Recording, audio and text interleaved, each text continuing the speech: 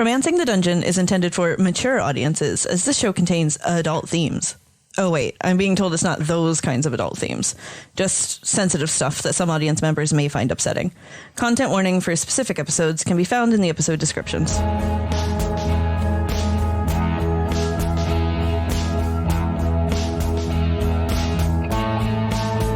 me why I'm so alone when I know you're here with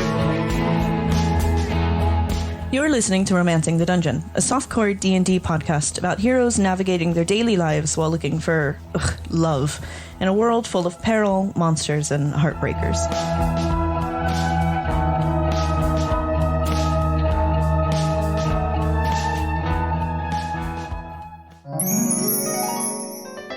Are you lonely, miserable, or just plain horny? Well, you've taken the first steps to solving your problems. At least your dating ones. Welcome to D8. Devoted, desired, dreamy or dirty. Dapper dates for dejected daters. My name is Roz Grapers, founder, CEO, and love wizard. And did you know that if you pick up our gold membership, you get access to our exclusive newsletter, Broadsheets? Forever Rock frontman Jebediah's shocking weight loss. Sekhmet Tinderson's saucy secret engagement enrages spinster sister. 5 things you can do with boar cubes. Number 3 will shock you. Our user survey continues, and in a completely unrelated note to the newsletter, tell me a secret in confidence. How dare you? Okay, you promise you won't tell anyone. I cross my furry little heart. It's a very vulnerable moment for me, okay? I understand. Here, scoot closer, scoot closer. I am completely bald. I have absolutely no hair whatsoever on my balls. That's... Like, I've got the happy trail, it leads down, but then when you get there, there's absolutely nothing. Is that a fashion choice? No, it just never showed up. It's just like, it's smooth. You're the peach without the fuzz. It's nice to the feel, but it's just not, you don't have that like sort of masculine edge to it. On an unrelated note, I need to go to the bathroom. I collect stuffed animals. I have one that I got an Xmas when I was a kid called Professor Penny, though I've lost the polar bear that I was sitting on. And then Quillo gave me a little dog teddy that he got on Xmas too. That's painful. So I would never admit this to anybody who knows me. I don't know why I'm admitting it to you, but I actually kind of miss my youngest sister, and I keep tabs on her through word of mouth and through papers, and she's doing good. And yeah, fuck the rest of them though. I have a friend, and that friend has done some good work in kind of mage colleges around the continent, and he has done some digging into the kind of graduation records there. And it's funny because there was a specific name that I was actually looking to find, and he didn't make any mention of it, and I'm not really sure why that kind of clerical error would be. It's obviously a clerical error, but you know, I don't know. It just seems very well respected name. Very well respected. There seems to be some interference on your microphone there, Cael. We'll get back to that in clearly important detail about a mage that will remain nameless.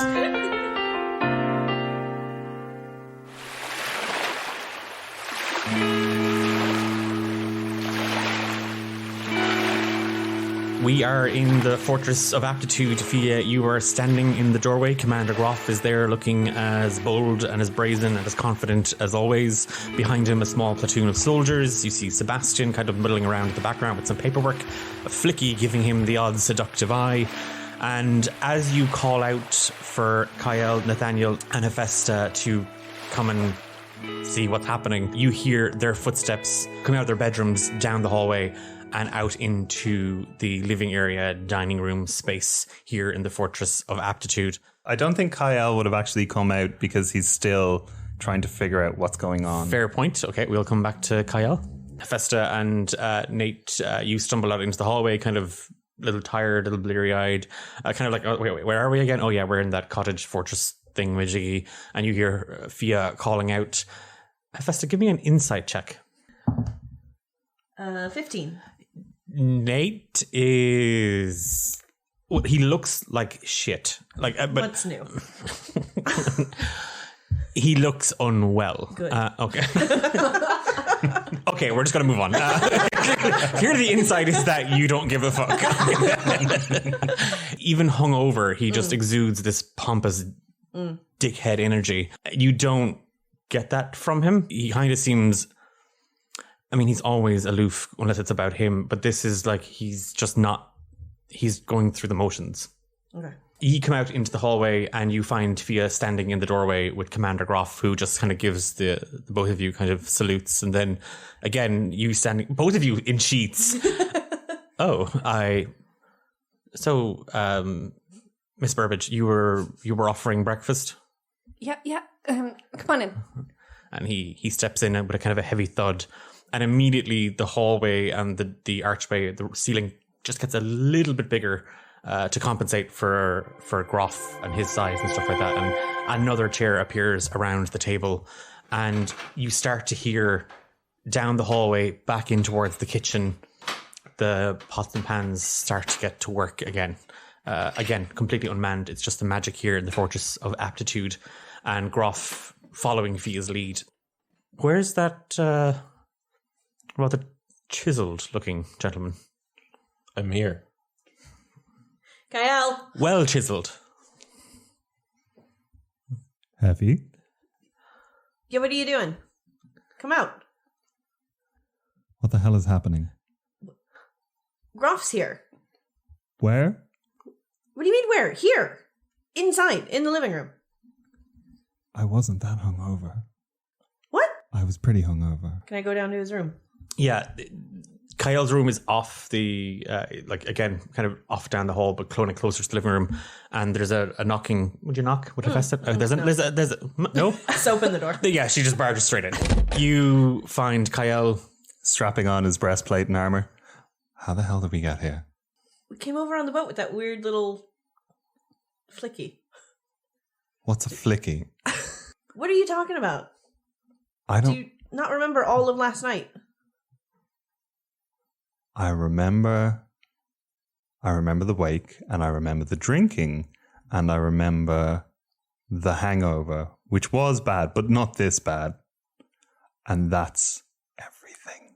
We're in Marilla's weird little magic shack. We were down in the basement, and there was, I don't know, like pink powder and waves and water, and it was scary, and then we fixed it. Do you not remember any of this? No, and I don't like that. I don't like this. Asbestos, Cael, it's starting to get a bit awkward up here. Come on. They're still here, huh? Yeah. They're here. That's Yeah. fine. That's fine. They're making breakfast, though. Oh, okay. Well, no immediate danger? Should I bring the sword? Yes. Okay, fine. I'm gonna go put on pants, and I'll meet you out there. Oh, right. Okay. Okay. Well, I didn't realize we were dressing up. You just have a breastplate on and nude at the bottom. Cash. Okay. You told me to bring my weapon. Why has this season got a lot more dick jokes in it than the last season? Hello. Oh, one last thing. Where's the bathroom? I don't know. Oh, I hate this. I hate this so much. A door forms in the wall opposite you, and it just kind of opens, and inside it you do see a bathroom, a bathtub. Everything is pristinely clean. There's fresh towels. There's a little aloe vera plant sitting in one corner. Oh, okay. No, I like this. Great. See you soon. Yep. I go get dressed, and I'll come back. So you're going to go get dressed. You're going to go for a shower. So we move back to the living room and dining room where Fia, Groff, and Nathaniel are sitting.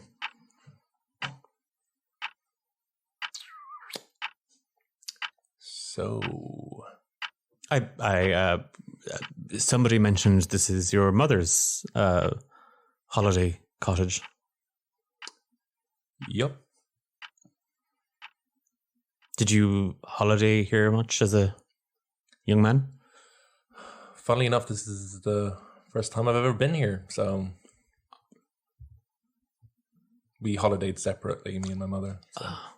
Oh, that's an interesting way of family holidaying separately? I mean, we were close, but Well, where it is, this is yours now. So, do you think you'll take up residence or sell it? do you want to buy? No. I think I've seen enough of the Tezrab side of the kingdom. I'm quite looking forward to returning to Gaelshire. Cool. The weather is just Amazing. Well, and he points out because it's very overcast. Yeah, it's mild. Yeah. Great drying. There would be, yeah, there would be. And then he just looks over his shoulder at the door, and he just sees cups and saucers, a kettle, a basket of bread, fruit, meat, cheese. Everything is just kind of floating in and kind of bouncing in the midair. You enchanted? Yeah. Quite marvelous. Safe to eat? Yeah. Resounding confidence then. We're still trying to figure this place out, but we ate here yesterday and it was fine. Oh, Yeah, I think we all feel pretty good. So he's just going on that. Nate, he kind of looks you up and down, still in the sheet, and then Fia, he looks at you, and you seem okay, Fia. Charming little kobold outside. Flicky. Yes, Flicky Ben. He loves a good anecdote. Yeah.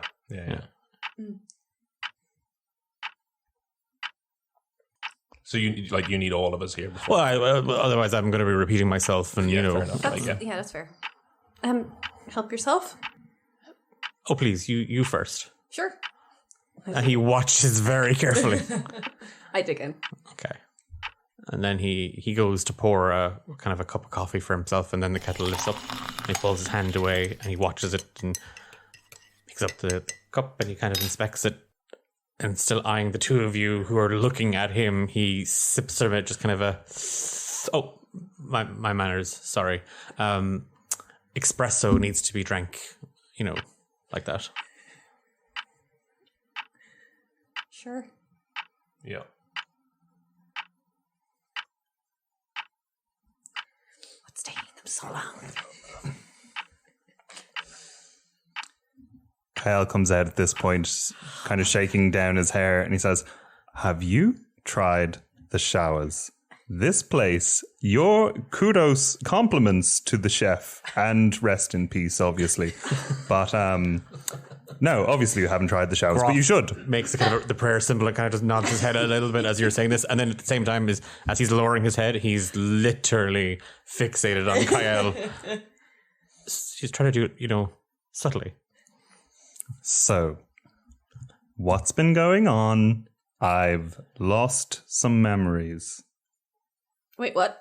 I've lost some memories. I'm not quite sure what's happening.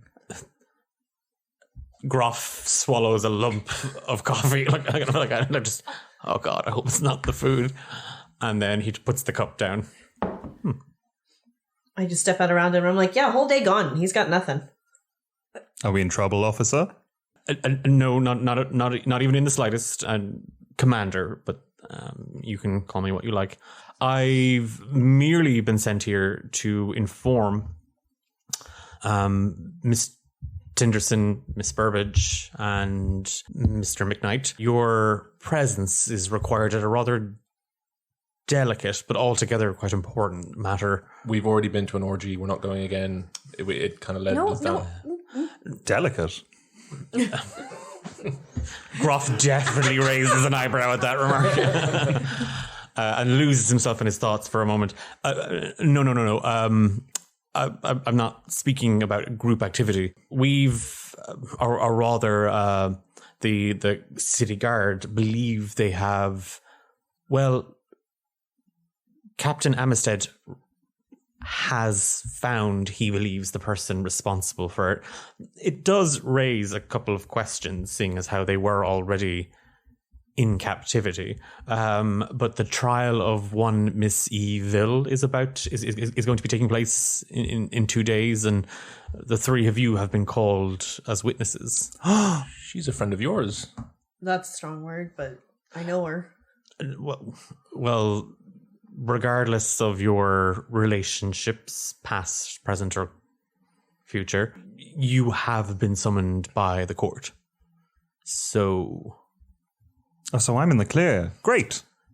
Yes, I suppose technically you are. You may continue your sojourn here and in the cottage. Alone with no memories. I have some. I remember you being a little great friend. Little great friend. That's who you are. Anyway. Such a great friend.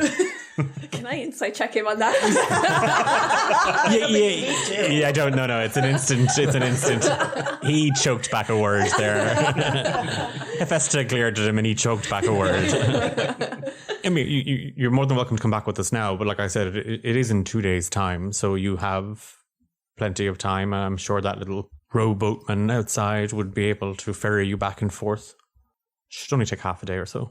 I mean, yeah, I'm happy to be there when we're needed. I'm not spending any extra time on her. That's fair enough. Telepathically to Hephaesta, an ex? God, no. Jesus, no. Okay. No. Okay. Should I stop probing? Please. Okay. Ooh. Juicy. I think then, and he kind of pushes the cup of coffee away from him. I'll be going then. So we go to the Betty in 2 days. Yes, the Betty, I believe, is what you're calling it. For Mr. Adorous, it's the local name for Fort Beatrice, the prison and guards barracks courts. Oh, I haven't been. It's quite good then. Obviously, you're a moral, upstanding gentleman. That's a statement, isn't it? Let's let that one hang. Gruff, sorry, do you want to sit down? No, not at all. Have a sausage, please. No, I've already intruded quite enough. Sebastian has things and affairs for me to be doing with back in the city before we head back to Galeshire. I'll allow the four of you to resume your holiday sequestered visit. Wait, just before you go, and I'll start picking a few. No, honestly, not at all. No, for Flicky. Oh, here. Of course. I mean, you cannot, like... No, I'm quite all right, thank you. Some? No, I'm... Flicky, there. Okay, wonderful, I'll have Sebastian give it to him. Groff heads out, leaving the package on the table. You hear some grumbling outside, and a few moments later, in comes Sebastian, a kobold. He looks at the four of you, bows really quickly, takes the package, and heads out the door. You hear some commotion and kerfuffle outside. Flicky's on about how they can't bring food on the boat. They're not going on Flicky's boat. Flicky's very confused as to why his boat's there then. Groff tells him to come in and talk to you at some point to figure out when it is that you need to come back to the island. Flicky says that's fine. He's been charging you by the hour anyway while he's sitting outside waiting. It's the four of you sat around the table.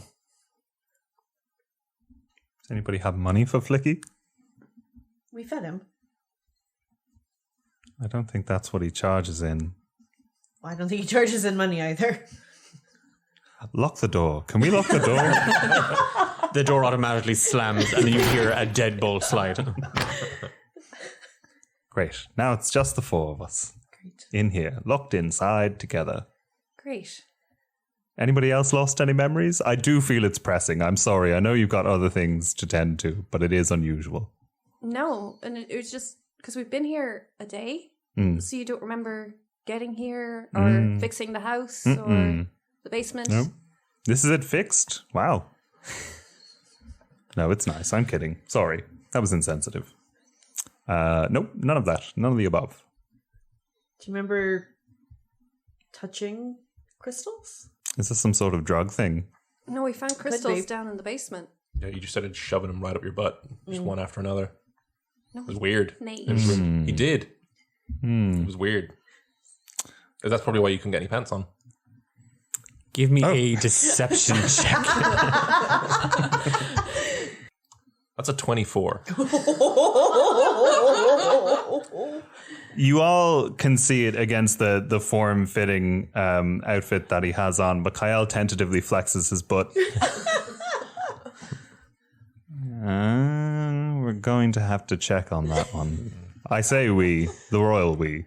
All of you. I mean, it was a strange first impression, but I mean, Nate, you come do you. on. I don't remember you looking quite so peaky. You okay? Yeah? Yeah? Yeah? You sure? He always looks like shit. 1 minute and I just dropped the sheet. Oh, God, not again. This is the worst thing that's ever happened to me. I'm just turning and just checking myself out and be like, no, everything's in the right place. Everything looks... Okay, Will so... we take you to the basement and see if that... I don't... So, hang on. Went to the basement. Fixed the house. There were some crystals. There were some crystals. And I've lost my memory. Yeah. And we're going to go back and just sort of... Well, don't touch them again. I touched them. Yeah. Yeah. With your colon. Just some... You Well... no, you actually shook your arse at them. So he's only lying a little bit. This... Okay. Okay, Fia, give me a deception check. But he did shake his arse at At them. disadvantage. Oh. That is an 11.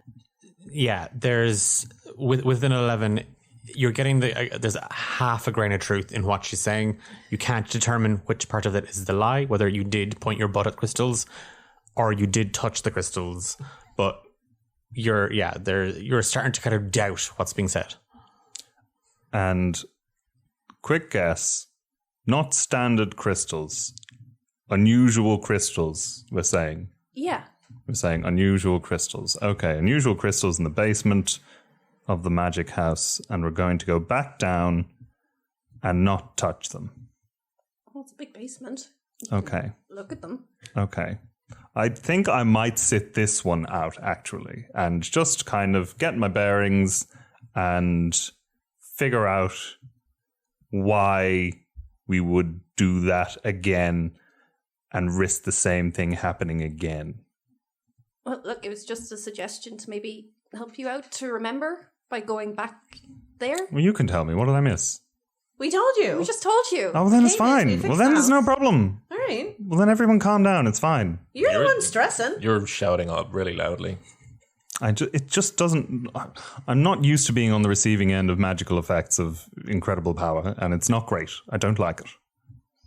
I mean, I tried to stop you, but then you started putting them in sideways, and I was like, stop, please stop. And you just kept going. You were just like hungry for crystals. It was... Nate.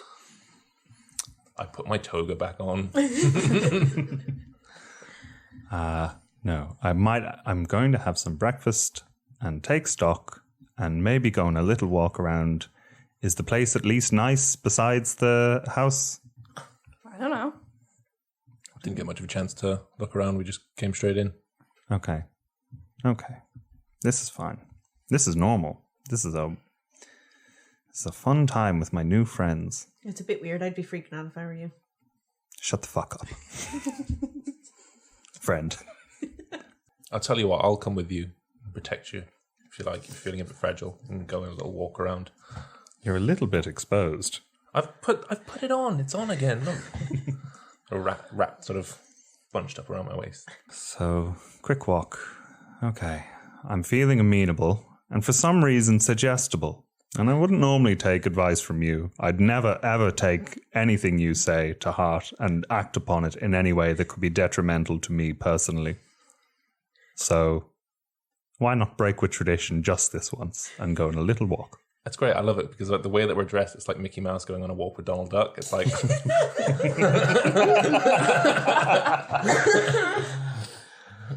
Okay. You slurp back some tea or coffee, shove a pastry into your face, a bit of cheese into your face, and then the two of you head out the door.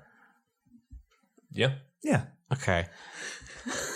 Leaving Hephaesta and Fia sat there at the table, utterly perplexed as to what the two of you were doing, but you head outside. Well, the door unbolts itself opens where you head outside.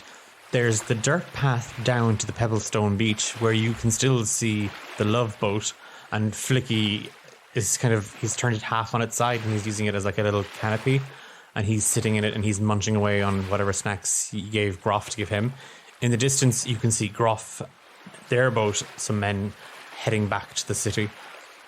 And there's about 40 feet either side of the cottage, and then sheer cliff. Ah. I'm not necessarily trying to split the party. I just thought if the sign was a thing for me, I was just trying to lead into that was a thing. So. Already established that it's very overcast, so... Okay.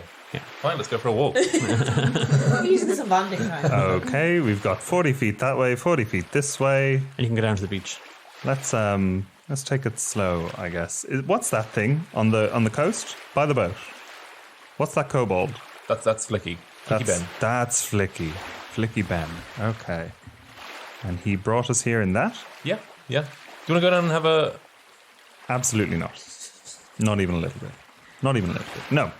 No, I think we should have a good chat and figure out how we're going to work this, because it seems like there's a little bit of tension and I don't want to intrude, but I am here and bad things are already happening to me, so I'd like to minimize the chance of that in the future. I tell you what, I agree with you. And you know what? I'd say even at that, we'd probably just cut all of this as well.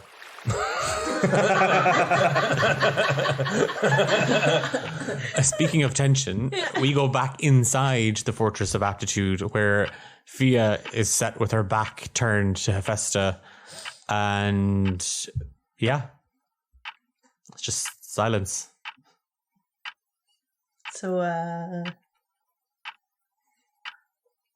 Eve. Huh? That's a thing. What are you gonna say? Do you know what you're gonna say when they make you say things? Mm-hmm. You want to share? Nope. Oh, okay.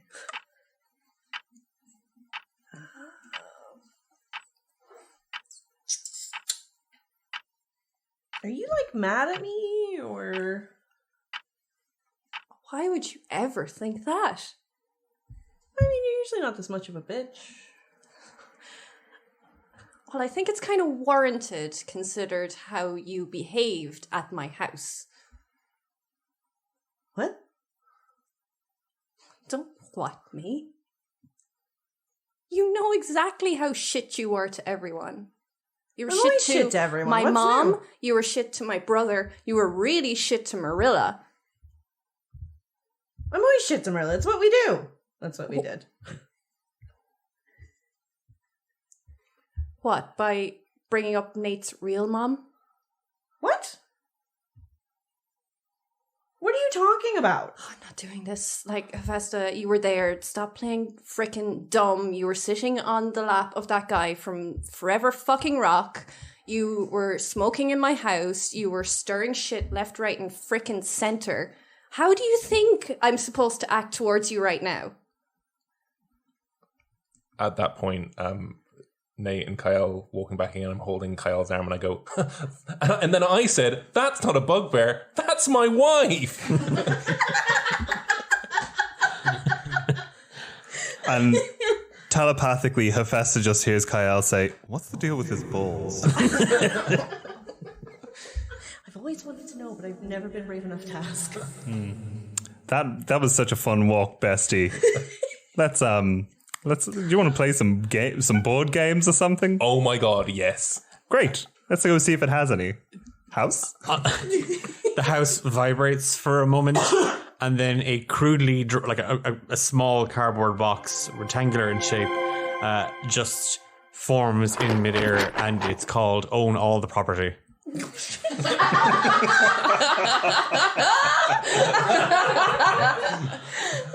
I've never played this before. Oh, it's so fun. It's so fun. It's like you just crush people who are like less fortunate than you. It's amazing. Oh, okay. I mean, look, I'm in.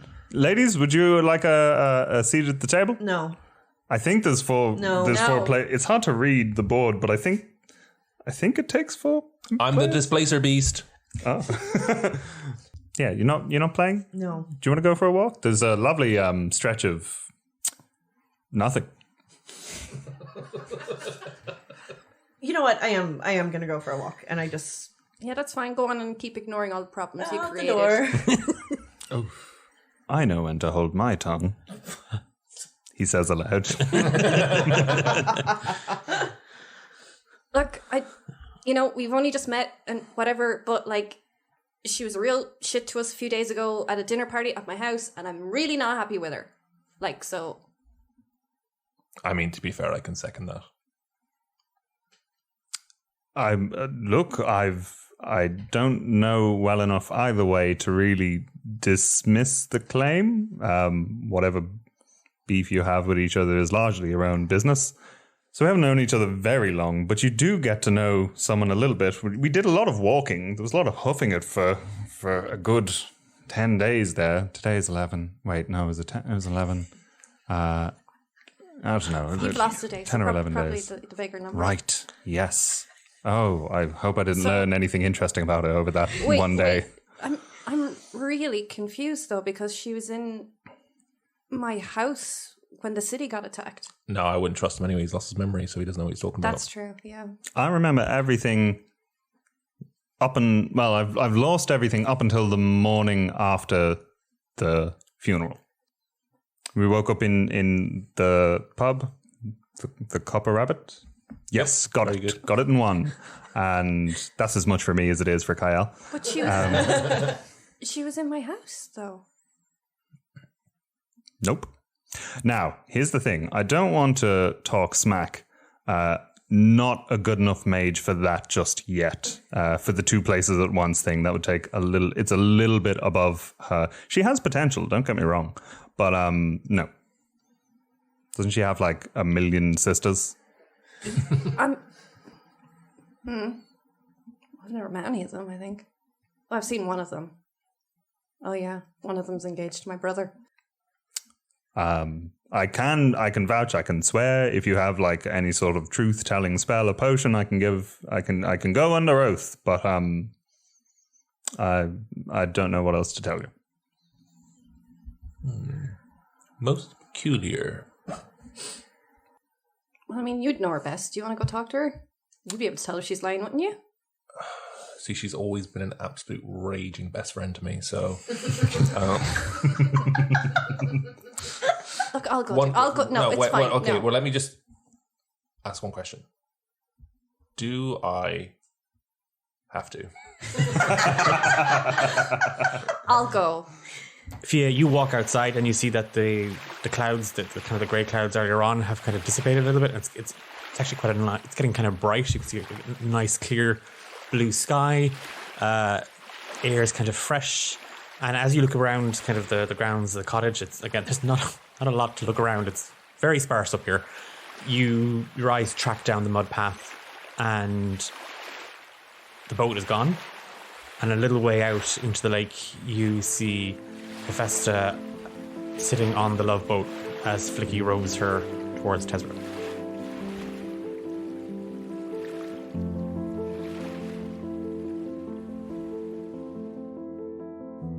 But look, she's a good person and she wouldn't leave her friends behind or anything like that. So, I'm sure this will be an easy thing to... Obviously a misunderstanding. I'm sure you'll have no problem. I'm like, she's gone. Sorry? She got on the boat and she's gone back to the city. Are you fucking with me? No, I wish I was. What the fuck? I had this thing in my head where I was like, how could you not know that this person doing all these awful things wasn't your good friend? But is that like standard? Is this kind of behavior like the norm? Like, I'm used to her and him snapping at each other all the time, so like. And Nate, you do remember the time she tried to stab you 5 weeks ago, so. Yeah, just thought bubble of that. Yeah. Oh. Like it was her. It was her in my house. I don't know. Like you'd know. I was very drunk. You hold yourself together well. I couldn't really Yeah, tell. I had the sads in a real way. Okay.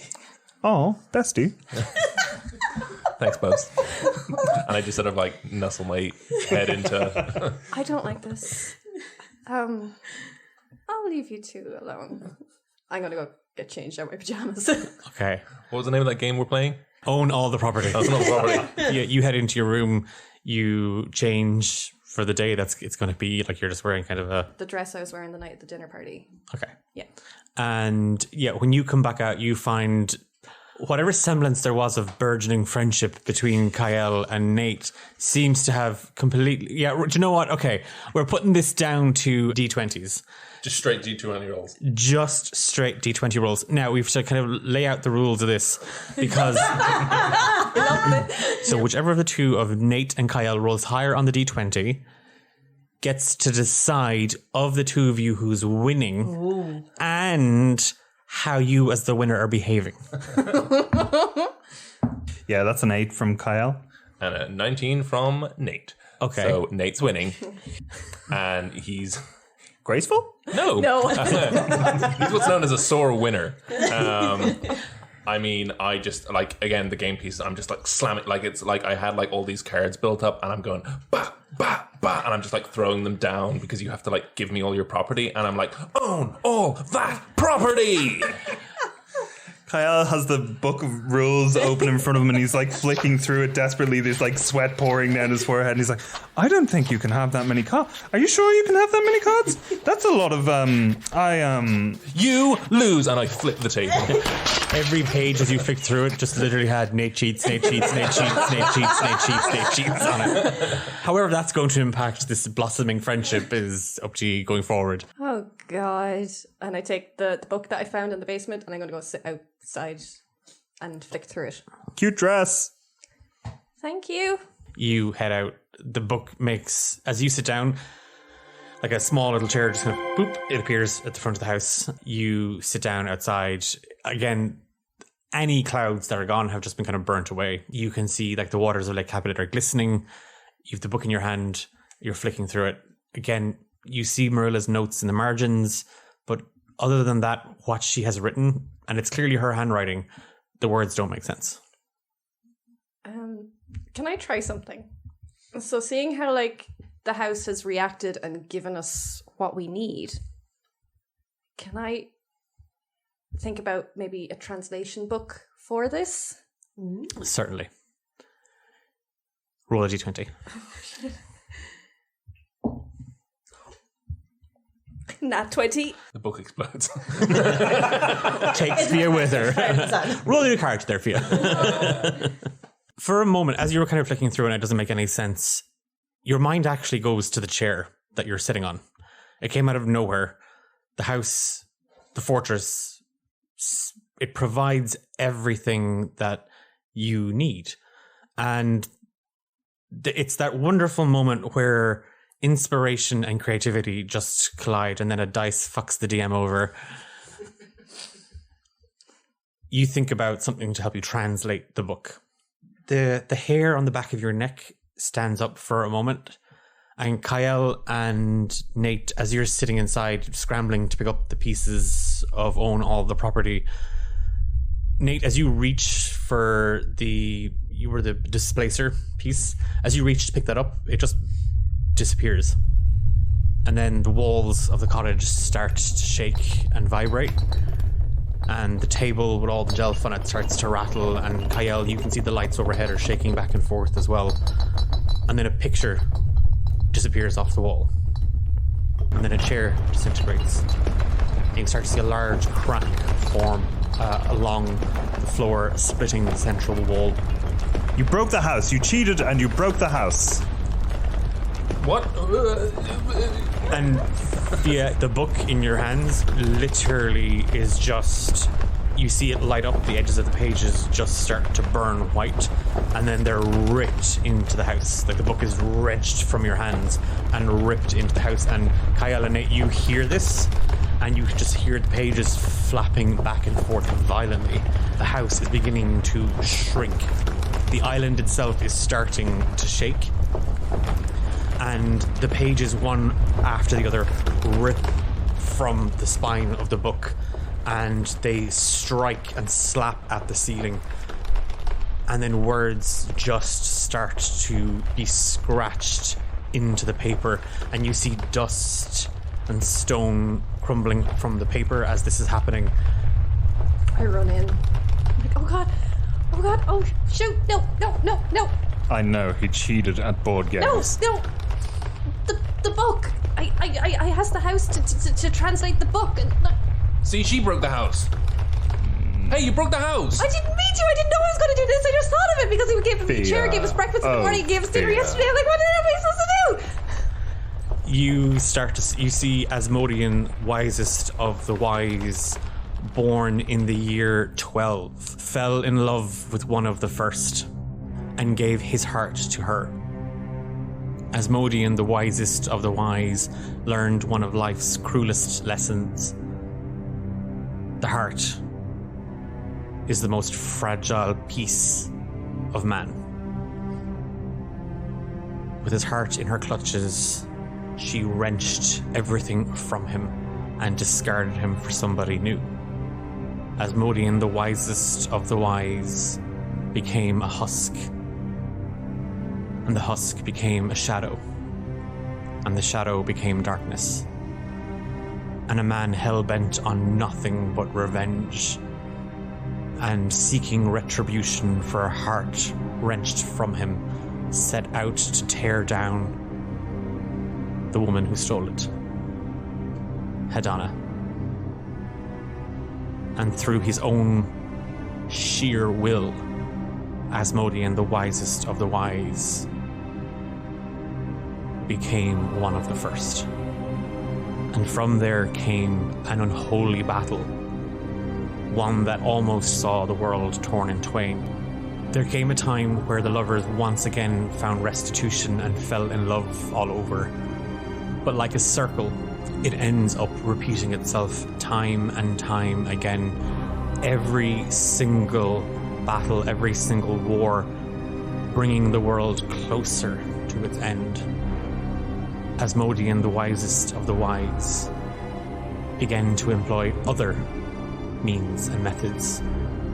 It is written that through several individuals and several ancient powerful relics, he channeled pure, raw emotion into one of the world's most lethal weapons, destroying himself and all the other first ones. Rumor has it that shards of these weapons still exist in the world and can be harnessed once again. But in doing so, the first ones can return. And once more, the circle will begin and ultimately repeat itself. And then a chunk of the ceiling falls in, and a window explodes out. And you hear the pots and the pans in the kitchen, and you start to hear like bubbling and hissing, and then just complete silence as smoke starts to fill. And that crack that had split the floor is now gone up one of the walls and is breaking through the ceiling, and you can actually start to see the light from outside creeping in. Stop. The pages stop writing. Where they were, it just collapses. Give me a dex saving throw, Fia. 21. As you were saying stop, and you're trying to, you're desperately trying to commit it to memory, the words that you're seeing written on the pages, you see just a chunk of the ceiling come away again, and you sidestep as the pages are ripped from the ceiling. The writing stopped as you tried to kind of contain the magic. Whatever you've set in motion here, the magic is not stopping. The island, the ground around you is beginning to shake. I didn't mean for this to happen. I just wanted help to translate the book. I invited you. He's my deceased mother's holiday home. I'm so sorry. You destroyed it. I didn't mean for this to happen. Fia. I didn't mean for this to happen. Terrible friend. Bestie, I'm so sorry you had to see this. We'll make it through, it's okay. I was just trying to find out more about Asmodean and Hedana and... Why didn't you just ask? The What do you mean? a back wall just falls in. Like the house is falling down and you're still inside. I'd just like to point this out. Okay, I'll just gather all my clothes up and do my best to put some of them on. Okay. Yeah, I'll grab the last of my stuff from my room. House, fix yourself. The house No. doesn't respond. You don't see Okay. it trying to repair itself. Worth All a the shot. magic is just going wild. Okay.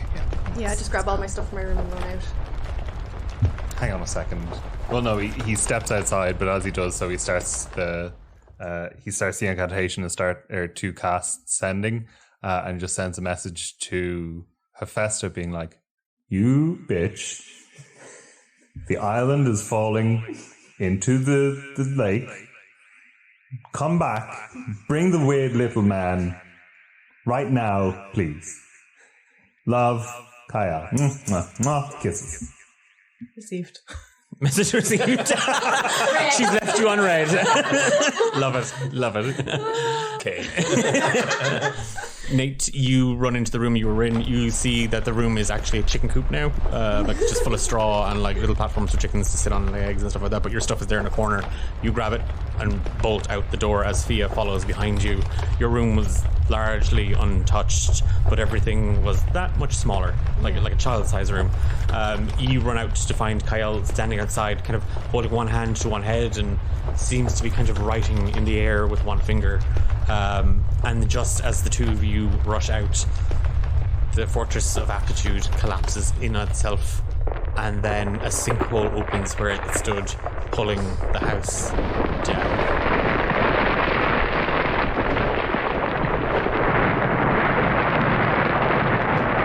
The island stops shaking.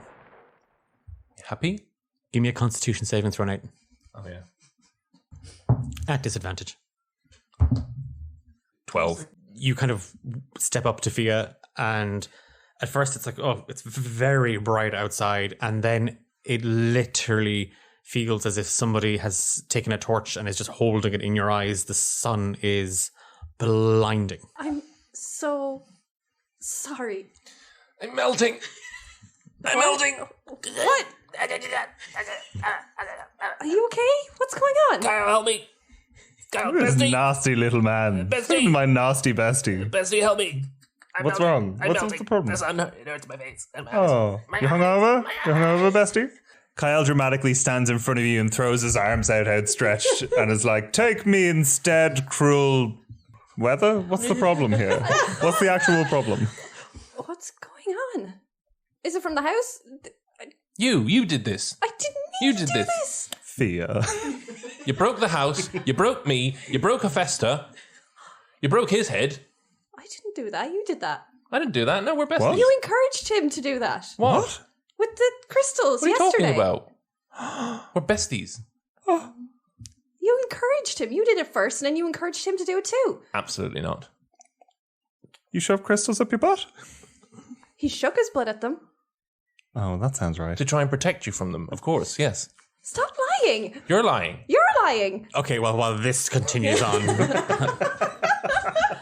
I'm gonna just take us away from that. Flicky wants to know. Flicky got date? And he just slides his hand into yours. Hephaesta. If you can get me back to the island safe, maybe. Flicky is your man. And he kind of flexes a little bit. He's like, yeah. And he kind of puffs up his chest a little bit. He literally has just runny egg on his chest. And he had found some you know that orange kind of seaweed that looks like hair as a kid that you'd put it on your head. Like, I'm wearing. He has a little bit of that stuck on him as well. Like he's trying to give himself chest hair. So he's kind of like, huh? And he's kind of gesturing his chest at you a little bit. And then he's just rowing the boat the entire time. He's just making direct eye contact with you. I just do my best to kind of smile, but it's definitely more of a grimace. The boat, you can start to see the shoreline of Tezram getting ever so closer. At that point, I'm just like, "Oh, you're so strong, Flicky. How fast can we go? How fast can we go?" Flicky is very fast. Flicky can be there in seconds. Show me. I know. Flicky has a thought. Oh, Flicky does very well. Flicky just makes like a face, like he bites his lower lip and he just squints his little eyes and he's like, Keep pumping, Flicky, keep pumping. and he's rowing as hard as he can. And there's momentum in this. It lasts about 8 seconds and then he's just wrecked.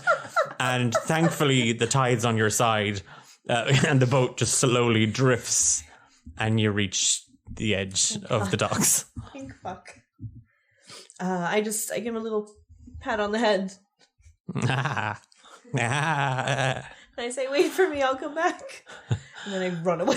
Hephaesta, as you run away from your fiance, that's what Flicky's going to tell everybody. In the time that you're going to be gone, he's telling everyone that will listen that you are now engaged and that you held his hand. Where is Hephaesta going? Yeah, so like I'm not about to talk to any of them, but I'm really, I don't know, confused about all of this Eve stuff. So I just want to see if I can like sneak in and talk to her. Maybe they'll just let me in, but I just want to talk to her. And if I have to sneak, I will. Okay, you're heading to Fort Betty. Yeah. Okay. Fort Betty is this large, towering stone building that kind of, it's taller than the Quill, but people are kind of like, no one wants to look at that because that's the prison and that's the courts. And it's just this big, ominous thing here in the cityscape. But you maneuver through the back streets towards the Ash Groves districts. As you leave the warehouse, past the slums and into the kind of the northwestern side of Tezrab, you see that the houses are a little bit nicer. Everything's just a little bit nicer over on this side of the city. You find there's a couple of more guards kind of patrolling. You do see large black wrought iron gates. There's 2 guards posted outside. One of whom, when he sees you, he kind of like, that's her. One of the guards just shakes his head and he's like, oh, I've just not paid enough. The guard kind of just turns to face you. What? Rude? You want to talk about being rude? Yeah. What's your problem? You still owe me for the creams. What? You brought me back. You said the dinner party was a bust, that I was much hotter than the other guy. We shacked up, and then you said, ha, gotcha, and then told me I had to go see a herbalist. And I'm the rude one. That wasn't me. Really? Really? So there's other Fire Ganassi called Hephaesta Tinderson just walking around the city. Yeah. Apparently. Give me a persuasion check. Oh. 10. What do you want? I'm a very important witness for a case coming up, and I need to go talk to the detained. No! If you're a witness in their case, why would we allow you to go and converse with them? They've asked me to gather more evidence by talking to her. She'll talk to me. She's an idiot. She thinks I'm still on her side. Who? Who asked you? The government. The government. Yeah, surely you've heard of them.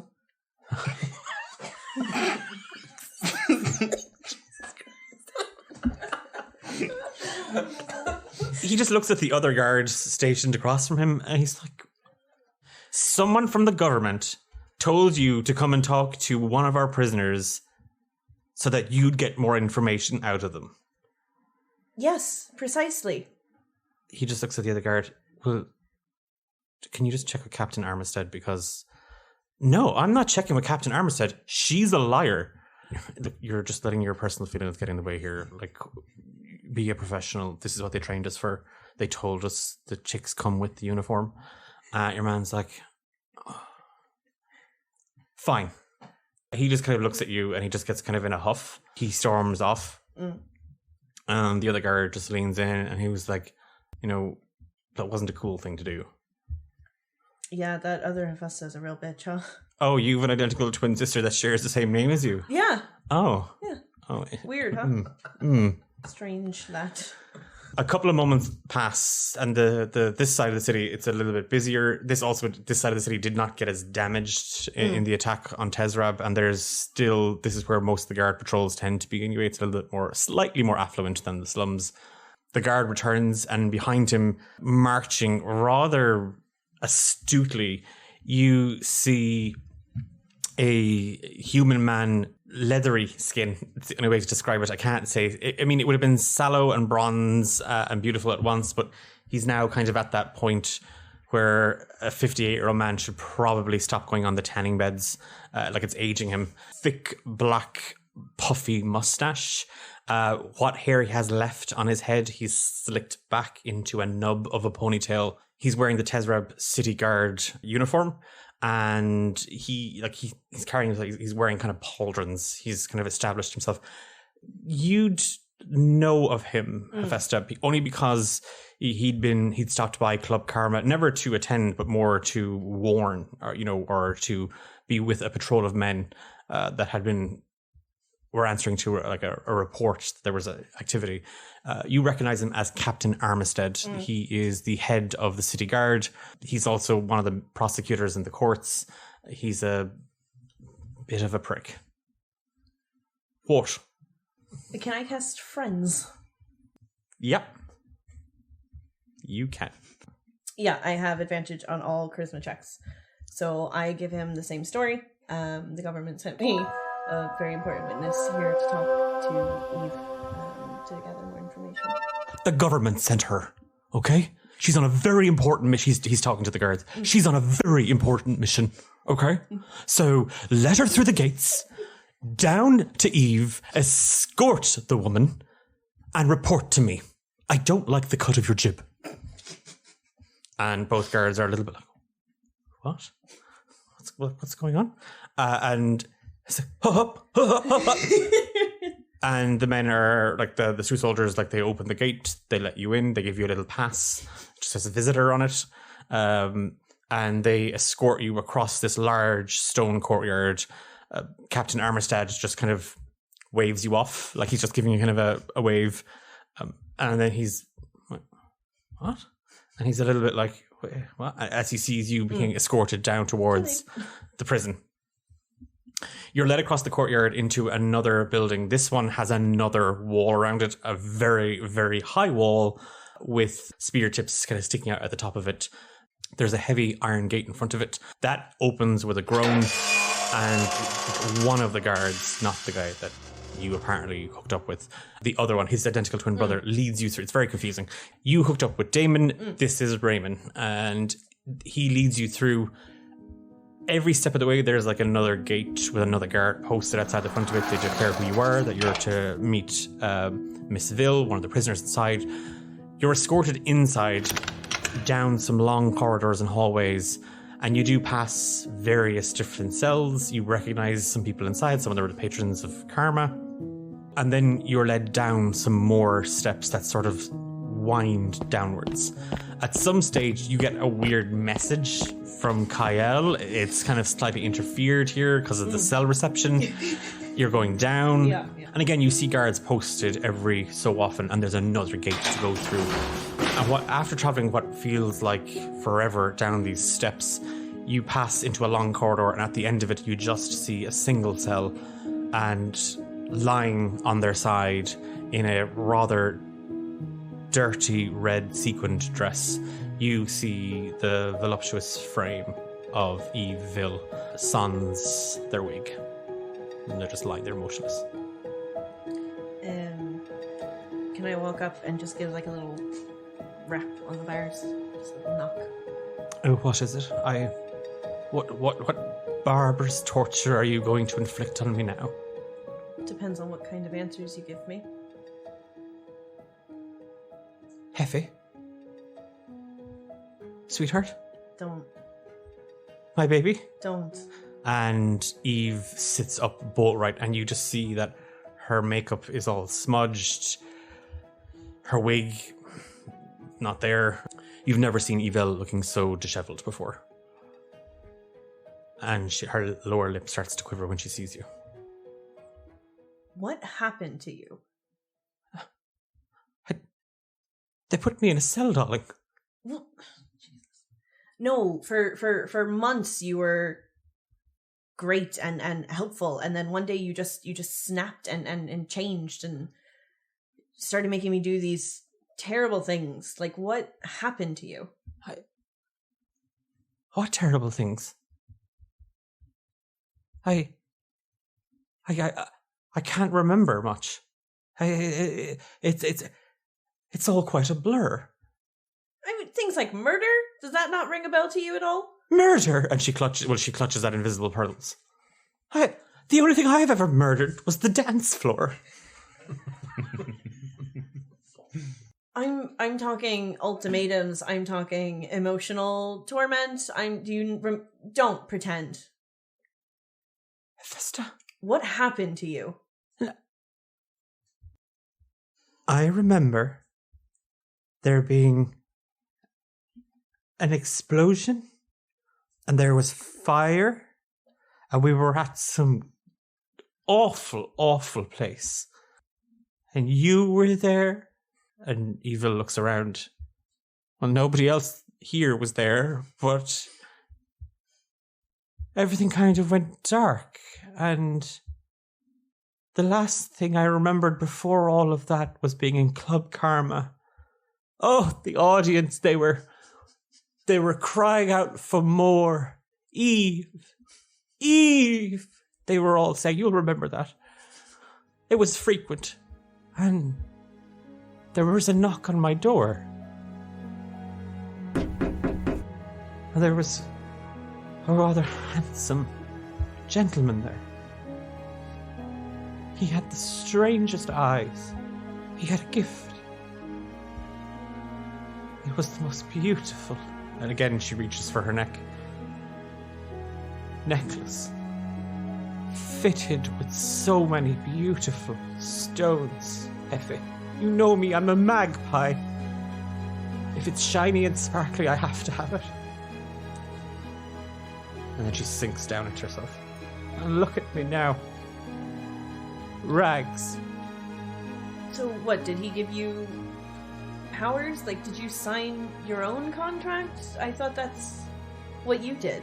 What? I'm a free agent, darling. I've always told you, never trust an agent.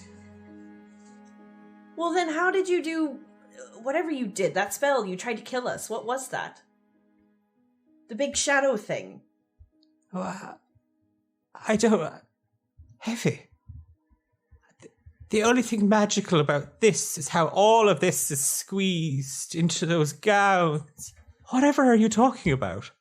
I don't have time for this shit. You tried to make me kill somebody important to me. You tried to kill me and my friends. Everybody's mad at me and I don't know why. I'm pretty sure I died for a minute. I don't have time for this. What did you do? You're just like the rest of them. Nobody believes me. They think I attacked the city. You did! I did not! I did not. How could I? I don't know. You tell me. You were never able to do these things before, and then suddenly you can. Hephaesta, when have you ever known me to even put together a shopping list? You were able to put together a list of people for me to go take hits out on pretty fucking well. I have no clue what you are talking about. None. And I thought you came here as my friend. How could I after you've lied to me as much as you have? I have not lied to you. Okay, that's a lie. I was taking 5% off your tips. That's it. Okay. I also tried to seduce Nathaniel. What?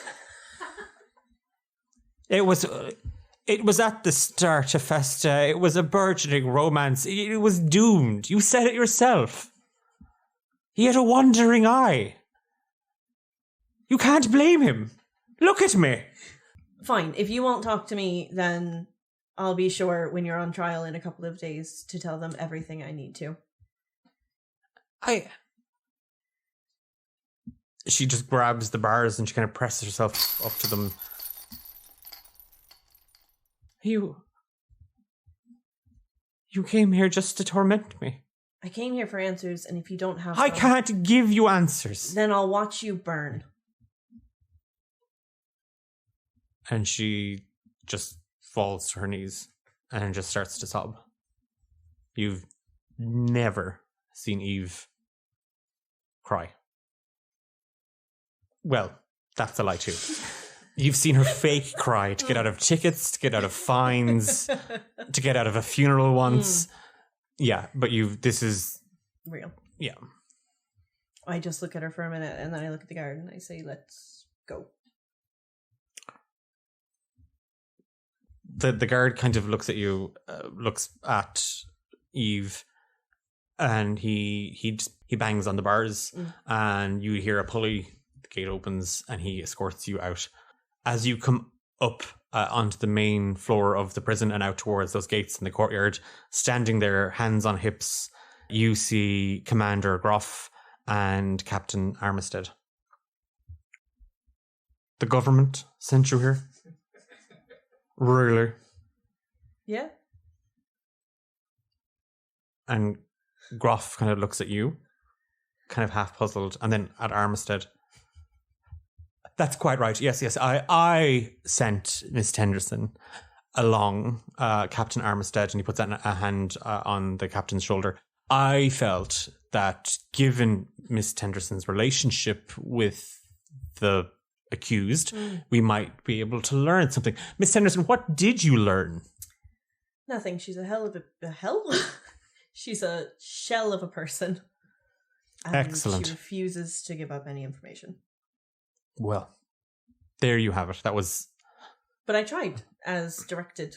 Yes, as I directed you to do. Yeah. Damon.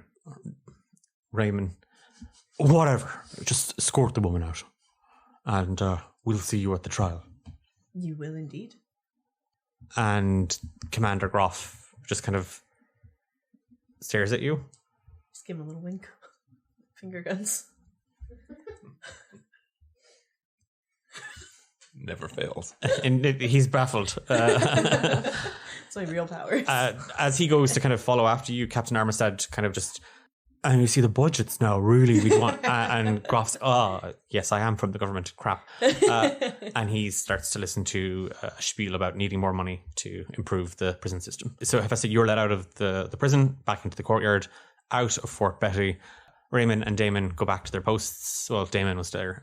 And yeah, what are you up to? I want to see if I can steal a little brioche and head back to the island. Okay. You are trying to make amends with Cael. You go back to, all right, so you're going to head to the food bank where apparently in our food banks we have brioche. While all this has been going down and the day trickles into the afternoon trickles into the evening, and Hephaesta, you get back on the boat with Flicky.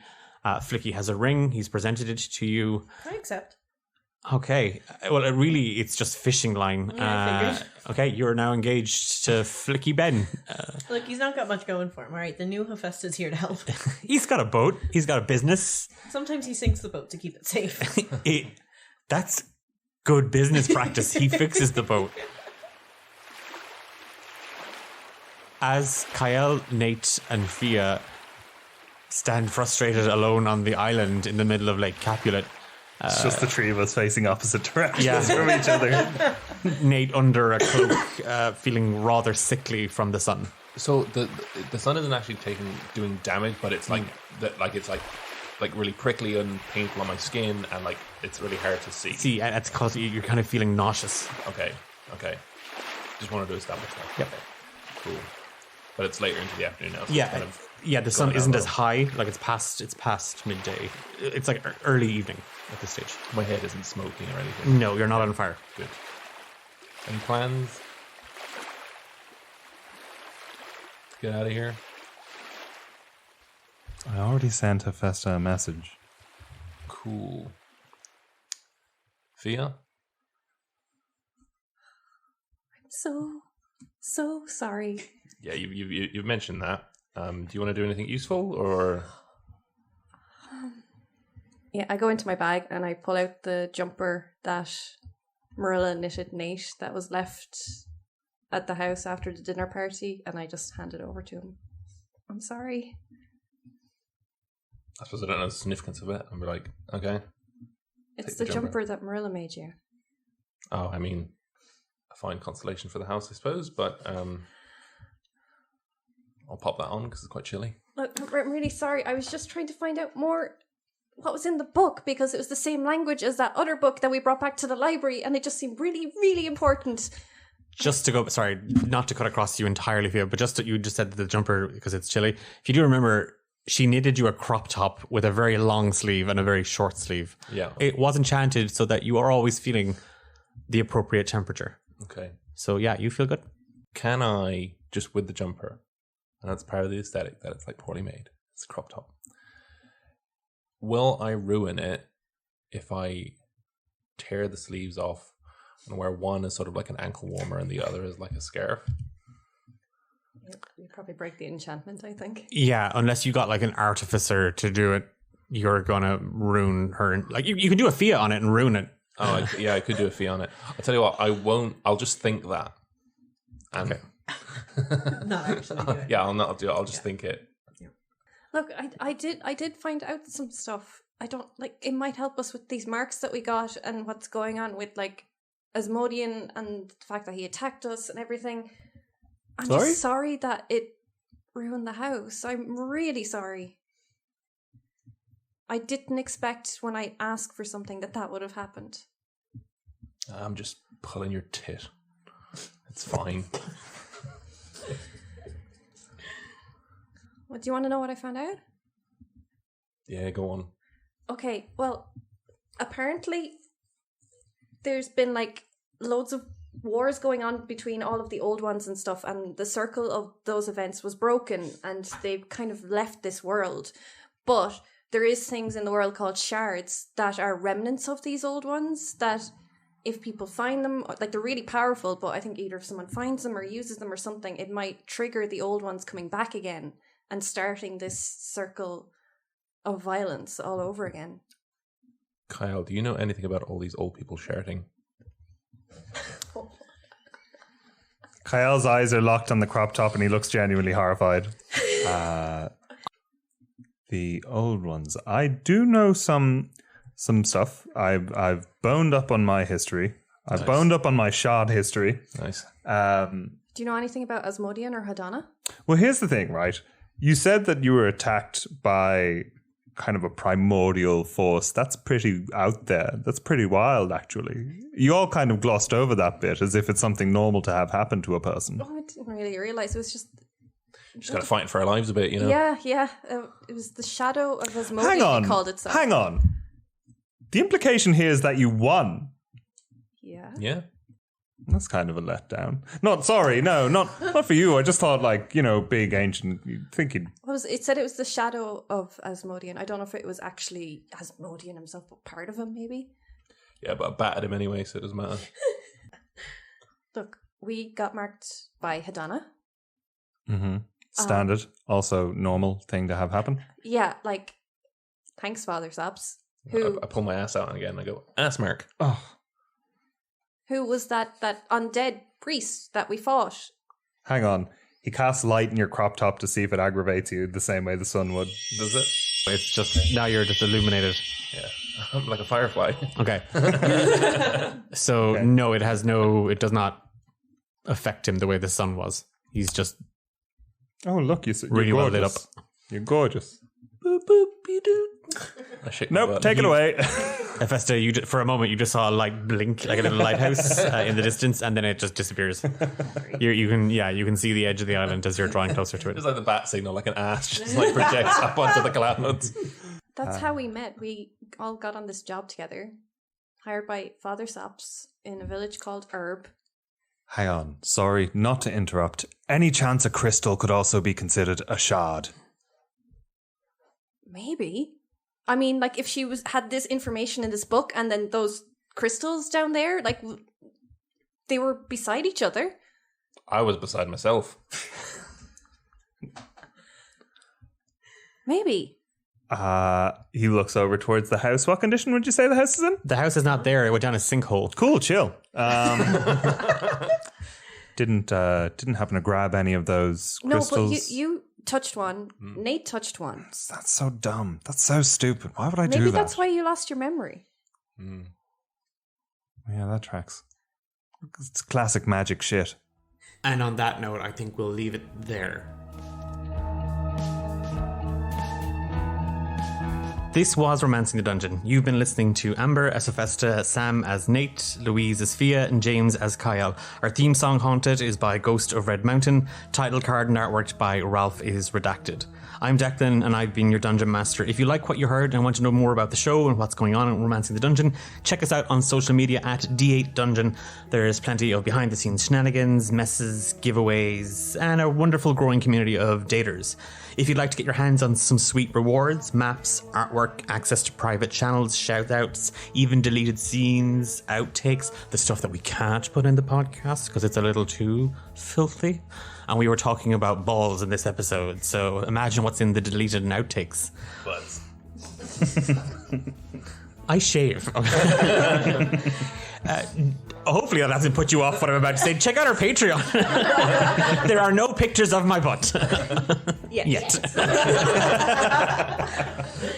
But only if you want to. Of course, the show is going to be available to everybody always. Don't forget, we're also on Twitch these days with a brand new show every second Sunday called Rise of the Forsaken. And we will see you back here in 2 weeks' time for another new episode.